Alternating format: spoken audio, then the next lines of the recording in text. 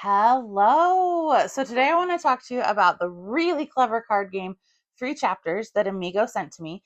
This will be releasing in America and I believe North America in general on May 1st. So depending on when you're seeing this video, it is likely available now. The most probably prevalent place it will be is Amazon, but check your friendly local game stores. All of those types of things. Let me tell you about Three Chapters. So if you are someone who likes drafting, who likes trick taking, who likes combos, who likes engine building, this is a game for you because it has all of it. So it's called Three Chapters because you're going to play over 3 rounds. Now the game plays 2 to 6. It plays one way for 4 to 6 players. It plays a slight variation for 3 players. And when you play with 2 players, you will essentially have 2 ghost decks for all of the phases that you will be adding to the trick taking and that you will be drafting cards into. But the ghost decks, you don't really need to score at the end of the game. It'll just be you and the other player. So let me explain how this game works. Every player will be given 8 cards to start. And these cards are all different types of fairy tale characters that we are familiar with. So unsurprisingly, characters from the same fairy tale are going to combo well together, and there could be reasons to try and draft both of them or to draft one of them, hoping that in the trick taking phase, someone else will play it and you can play yours and it will combo really nicely. So each of the cards has a number at the top. There's no suits. So for the trick taking, it's simply going to be, for the most part, the highest number is going to take the trick. That doesn't mean that's the only way to get points though. Then there's going to be text at the bottom on a lot of these cards that is going to give you an ability, a way to score more points, things like that. So for example, Rumpelstiltskin will get you a gem for each crown type because there are different types of cards that were played in that trick. So this is where if you're playing with 5 or 6 players, you're more likely to have more of those card types in your trick. Where if you're playing with 3 or 4, less likely, so it may not be as valuable. So that could change how you draft. And if you're playing the 2-player game, because of the 2 ghost decks, there will essentially be 4 players worth of cards in every trick. The Evil Stepmother is worth 49 points. Cards go up to 50. So she doesn't have any other text. She's going to win the trick most likely. The Unicorn, if there's at least 1 crown in the trick, you're going to get a heart. These are your gems. Stars are worth 2 points. Hearts are worth 1 point, and the gems are worth half a point, but you have to have 2 of them to make a whole point or they count for nothing.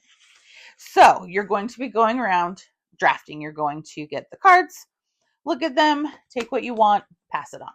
You're going to do that until you're down to just 2 cards, and then you will take 1 and you will pass. The draft works a little bit differently in the 2 and 3 player game, but essentially you are building a hand by drafting cards. So that's chapter 1. Chapter 2 is you're playing a trick taking game. So whoever is the first player will lead off with the card that they want. So perhaps I will lead off with the 37 Queen of Hearts, which says for each heart dealt in this trick, I also gain a point. So realistically, if I'm playing a game, I probably want to save this until later in a trick so I can see how many hearts are played. Because if other people see this, they're likely not going to play a card that has a heart on it that turn to help me out. So maybe I would maybe I'd just play the dragon. 50 points. Boom. I know I'm taking the trick.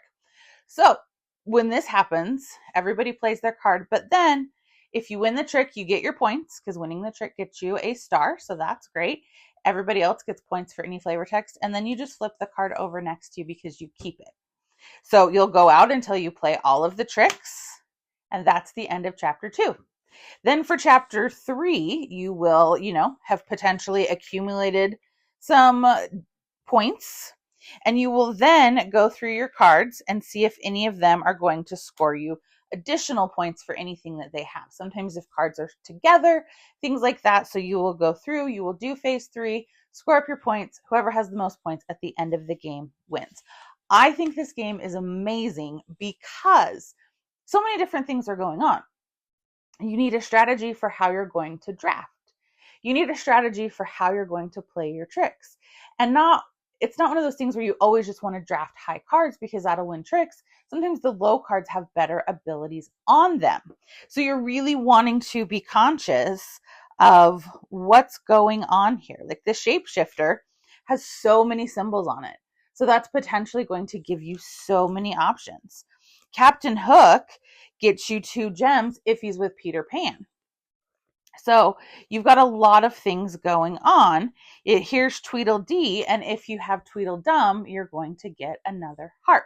So you're playing to different strengths for different reasons. So you get to have a lot of strategy based on the cards that you're seeing. You get to draft it, you get a trick take with them, and then you get a combo to score points. Most points wins. It's clever, it's creative, it plays pretty quickly. I love it. I think this is a great game. I am excited to play it more, to really try out all of the player counts. I haven't tried the 2-player yet, but I'm actually really interested to do that. So like I said, this game is out May 1st in North America. Amazon's probably going to be the easiest way to find it, but if you're able to find it other places, I highly recommend checking this game out if you are a fan of card games or any of the mechanisms that I mentioned. Give me a like and a follow, and I'll keep bringing you more board game content. Thanks. Bye.